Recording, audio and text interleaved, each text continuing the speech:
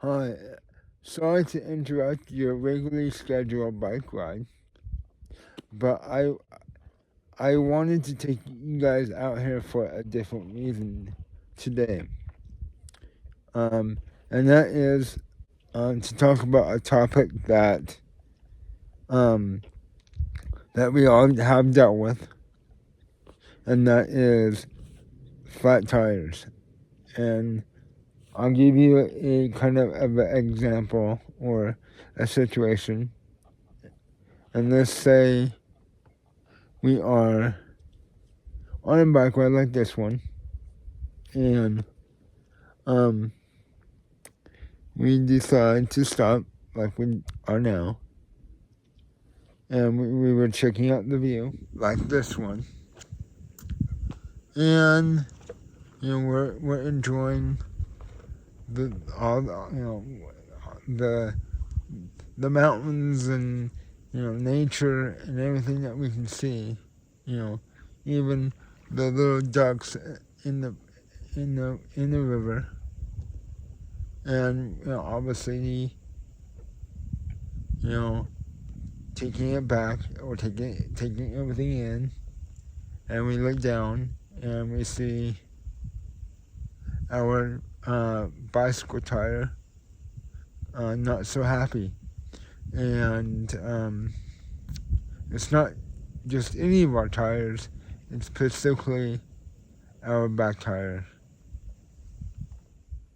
So our first reaction to looking at our back tire going flat, at first it's like, you know, I was just, admiring nature, and now I have to deal with this. But, well, with that said, we know that we have the tools and we have a pump on our bike that we always carry no matter what. So we are more equipped to deal with the situation, which we are. Even now, I have all the. If I was in the same situation, I know I have all the tools and knowledge to take care of it. But here's the thing: is like I said before, the flat tire is on our back tire, which means that um, since we have an e-bike or e-trike, or even if you don't, um, if you, obviously you can have the same bike like this one, but the manual version of this one, which would be slightly easier to deal with because of the manual bikes usually have quick releases for the back tires, versus this one would have. This one has electric motor on the built into the hub, which you have to um, disconnect the motor from a wire off the main harness, and then you have to have the right size wrench um, or a crescent wrench would work as well, to undo the bolts off the axle, or loosen up the bolts off the axle, and then slide out the rim off the bottom like normal. But here's the situation: is you do all that, and then with one hand you have the the bike in one hand, and then in the other hand you might have the rim that you just took off that frame, and then you look down and you see that the derailleur for that back rim is below the frame. So at this point you think, okay, I know how to, and I have the tools to fix this flat tire, but how do I do that when if I let go of my bike? that the first thing that's going to hit the ground before the frame is my derailleur, and that means that my derailleur is going to get destroyed because of that. So, being a bicyclist or tricyclist, in our case, we can, we can look around our environment. Perhaps first, a thick fallen tree branch that's shaped a certain way that we can kind of wedge it underneath the frame to hold it up, or we can possibly find, if we're really lucky, like a rock, or even an uneven part of the soil of the ground. Maybe we can kind of like keep the derailleur above the ground, a certain, just enough so we can work on our rim and address our tube. But what happens if you can't find the right rock or branch to keep the back end of the bike off the ground? You can also tip it over on the side, which in my case, for being one-handed, it'd be very hard to do that because I would also have to, I would want to disconnect my battery from my bike, just because the battery mount isn't designed to hold the weight of the battery in any other way than when the bike's upright. And even though I have the key for it, at this point, the rim would be already off, and I mean, what do I do at this point? I can't use my only hand and dig in my bag for my key to take off my battery, because if I do, I have to put the bike down. And if I do that, obviously I destroy my derailleur. But to keep myself rambling on, the point is, obviously we're not at home.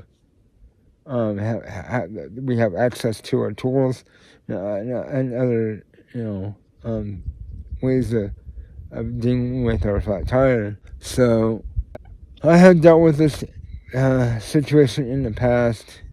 What I usually use at home is a jack stand from a car, for a car, a 2-ton jack stand.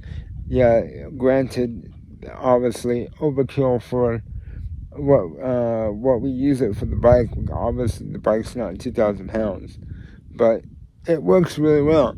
It holds the bike up, the back of the bike up, so the derailleur doesn't hit the ground.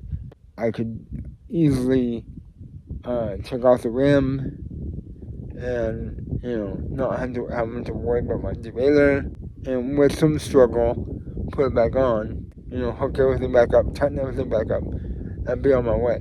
I don't want to carry a 10-pound, 15-pound sometimes jack stand in my bag, and I don't even have room for it at this point to use it. So I mean, I came up with different designs of a type of design of jack stand that kind of folds up, and perhaps it's made out of aluminum, really light metal, and it doesn't really need to be built to handle 2,000 pounds. It just needs to be built for 85 pounds. And that still, you don't need to use a lot of metal or aluminum to accomplish that. So, I've been, the thing that's holding me back to design this is to try to find the right person that, knows how to fabricate well, and maybe, weld aluminum if needed, and money. But I've been coming up with other ways to solve the problem. And one of the solutions or possible solutions I want to try. And on this bike in particular is I came across this tool whenever I started building two-stroke bicycles. I realized that the basic kickstand that bicycles have can't hold up the bicycle with the two-stroke engine kit in the frame because it's too high profile and it can easily fall over just by blowing on it too hard. It'll just flop over, and all the time everything that goes into it is destroyed possibly. So I found out you can buy a type of kickstand that mopeds use. So instead of it holding the bike on one side, the kickstand itself is shaped like a C, like kind of like this. It drops down just like a kickstand would, and it actually holds the bike up, like straight up. So I'm thinking if I get a kickstand like that one, mount it on the bottom of this bike where a kickstand would normally go. Since like we talked about in other videos before, behind the seat back is just like a tour bike. How this is built. Like if you look at behind the seat back, if you it looks just like a regular tour bike. So of course with some fabrication, bracketry, I can mount that moped type kickstand on this, and yeah, it would add a couple pounds, but in the long run, it might be worth it because the fact that more as we ride our trike off road, we are gonna need that. We are gonna need that just in case we have that flat tire in the back. So that way, when we are going to change our flat tires, we can change our flat tires anywhere, off road, on road, whatever. The bike should be able to hold itself up off the ground, so the derailleur isn't gonna hit the ground, and I think sacrificing a little bit of weight on our bike is gonna be worth it for that reason.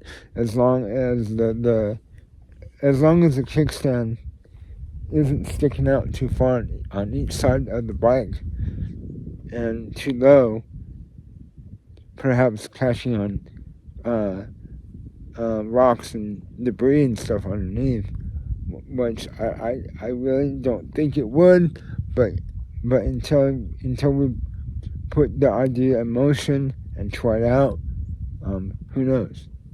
But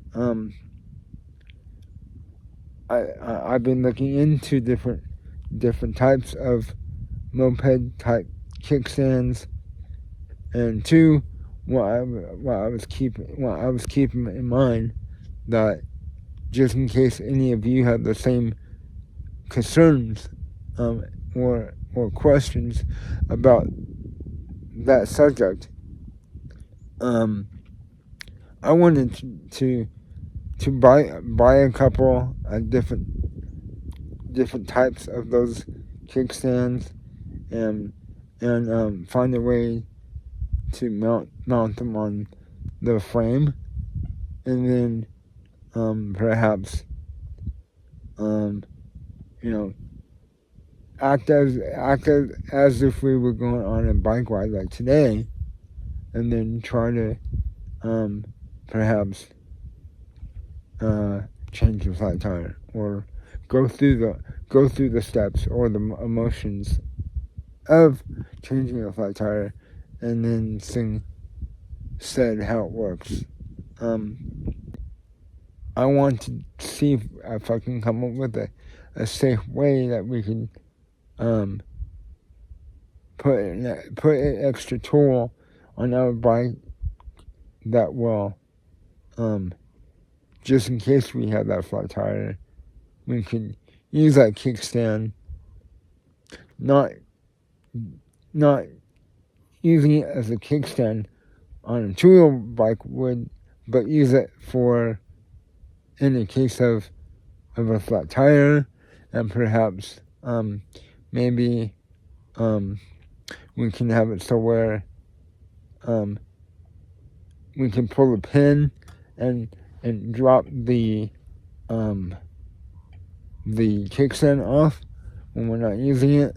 So maybe that way we can mount it. We can put it inside our bag, or we can just leave it on like a normal bike would have it. But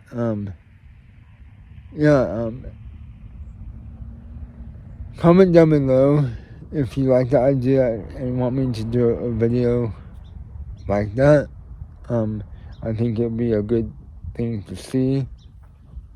And like I say in all my videos, if you made it at the end of this video right now and like where my channel is going, and if you think I earned your subscription, please subscribe, push all the buttons. With that said, until next time, make sure you have your helmets, have your water bottles, and enjoy your rides and have fun.